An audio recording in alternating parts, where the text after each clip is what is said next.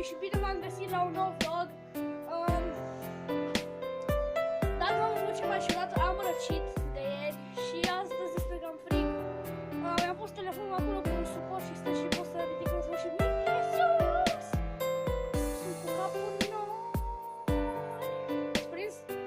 Adică să văd și niște nori pe aici și sunt cu capul în ei. Sunt cu capul nori. Hai să începem vlogul.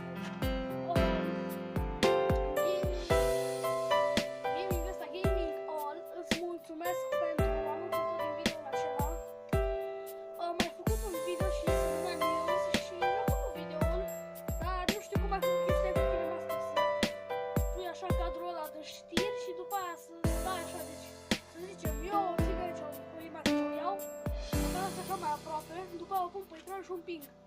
După aia să cară încolo, după aia mai vine una, iar așa, nu știu cum ai făcut să mă vezi și pe mine să editezi așa bine, să chiar vreau și eu. Dar da, îți mulțumesc pentru că ai zis într-o parte a videoului aproape de final că tu și cu mine, bine că eu am început și ai zis că tu și cu mine suntem din nou oprit sau ce ai zis, nu am înțeles. Am pus muzica prea tare, tu știi să dai muzica mai încet pe ăsta, nu știi? Și la episodul trecut am dat muzica mai încet, dar da, am pus